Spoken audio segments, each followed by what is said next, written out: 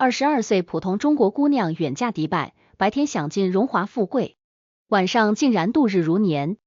一名22岁的中国姑娘，怀揣着对豪门生活的美好憧憬，毅然决然地跨越重洋，嫁给了迪拜的富豪。她的朋友们纷纷羡慕她找到了一个黄金王老五，认为她的生活一定会像童话一样美满幸福。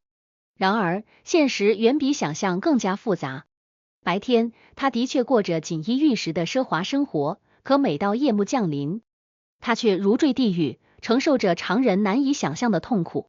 她究竟经历了什么？这个看似光鲜的豪门故事，背后又隐藏着怎样的真相呢？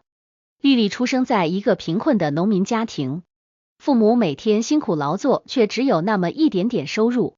家里的土坯房在雨天总是漏水，冬天冷得要命。这样的生活让小丽丽很想改变自己的命运。村里的孩子大多辍学去打工，但丽丽坚持读书。她每天要走2个小时山路去镇上的学校上课。为了省钱，丽丽很少买新衣服，她穿着姐姐的旧衣服，补了又补。虽然同学有时会笑话她，但丽丽并不在意。她知道只有好好学习，才能改变自己的命运。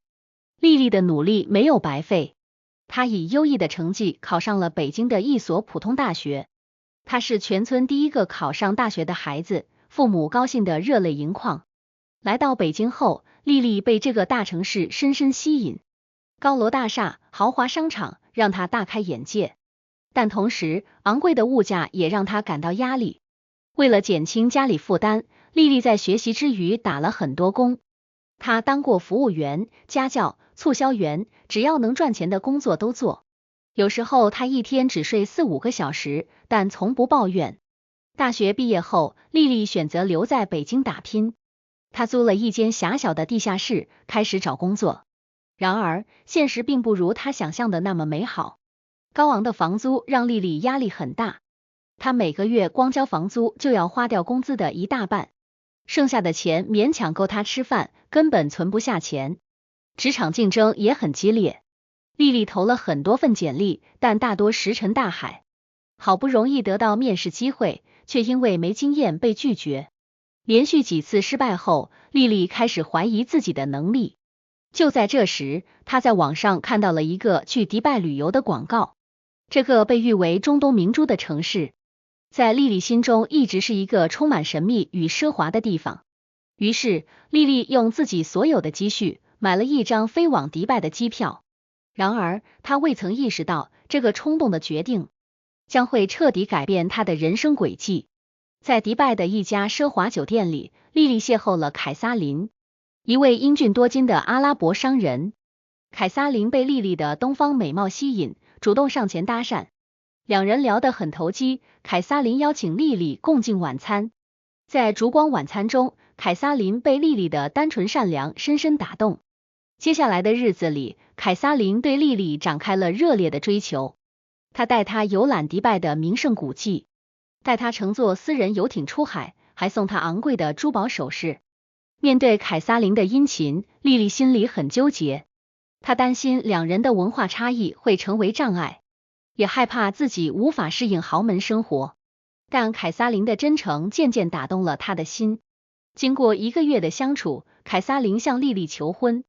丽丽犹豫再三，最终还是点头答应了。她心想，这或许是改变自己命运的机会。凯撒琳为丽丽准备了一场盛大的婚礼，他包下了迪拜最豪华的酒店，邀请了上千名宾客。婚礼当天，丽丽穿着价值上百万的婚纱，戴着璀璨的钻石皇冠，宛如童话中的公主。婚礼现场金碧辉煌，处处彰显奢华。来自世界各地的名流齐聚一堂，见证这对新人的结合。丽丽站在台上，看着台下熙熙攘攘的宾客，心里既激动又忐忑。然而，婚后仅仅半年时间，凯撒琳像变了一个人似的。他强烈要求丽丽必须穿戴遮蔽全身的传统服饰，不允许她单独外出。丽丽觉得很不习惯，但为了讨好丈夫，只好照做。语言障碍成了丽丽最大的烦恼。她不懂阿拉伯语，连最基本的日常交流都成问题。有次她想要一杯温水，却怎么也说不明白。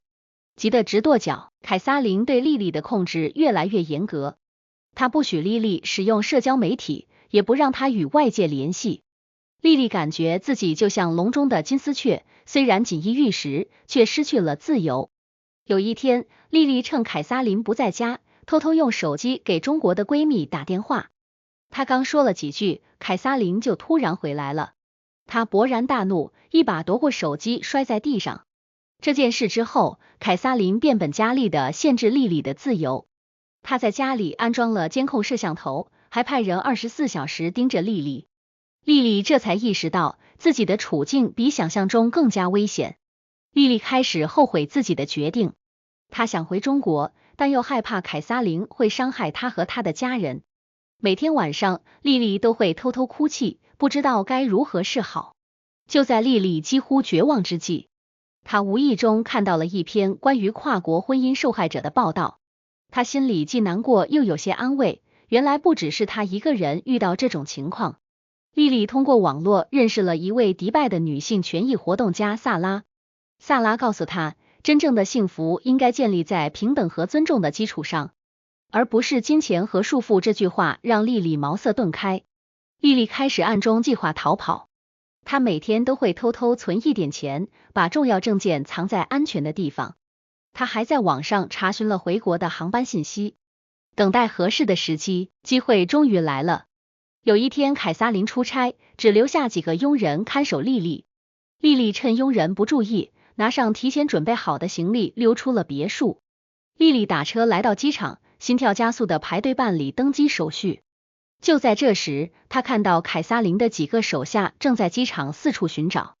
莉莉吓得浑身发抖，不知所措。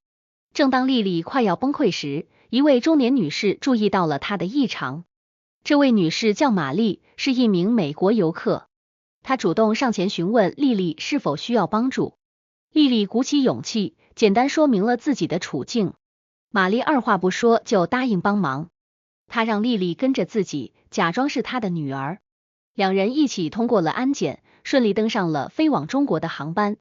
在飞机上，莉莉终于松了口气。望着窗外，她的眼泪止不住的流下来。她知道自己重获自由，可以开始新的人生了。回到中国后，莉莉第一时间联系了父母。父母听说她的遭遇后，既心疼又自责。他们说早知道会这样，就不该同意她嫁到国外。莉莉决定公开自己的经历，希望能帮助其他像她一样的女孩。她明白这段经历让她更珍惜自由，也让她成长了很多。莉莉的故事意外引起了媒体关注。一家知名杂志采访了她，报道登出后引发了广泛讨论。很多人为莉莉的遭遇感到愤怒，也有人对她的勇气表示敬佩。莉莉开始参与一些关注跨国婚姻问题的公益活动。她在活动中认识了不少和她有类似经历的女孩，大家互相支持，成为好朋友。经历这一切后，莉莉彻底蜕变。她不再是那个只追求物质生活的女孩，而是变得更加独立自信。莉莉决定重返校园，攻读法律专业。她想学习相关知识，更好的帮助那些需要帮助的人。虽然重新开始学习很辛苦，但莉莉觉得很充实。在一次国际会议上，莉莉被邀请分享自己的经历。她站在讲台上，向来自世界各地的听众讲述了自己的故事。莉莉呼吁大家关注跨国婚姻中的文化冲突和权力失衡问题。会议结束后，很多人来找莉莉交流。有人说她的故事给了他们勇气，有人表示支持她的工作。在那一刻，莉莉感到自己的努力是有意义的。几年后，莉莉的组织已经帮助了上百名跨国婚姻受害者。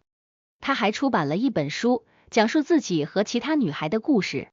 这本书成了畅销书，让更多人了解到这个问题。莉莉的故事告诉我们，真正的幸福不在于外在的奢华，而在于内心的自由和成长。她用自己的经历帮助更多人找到人生的方向。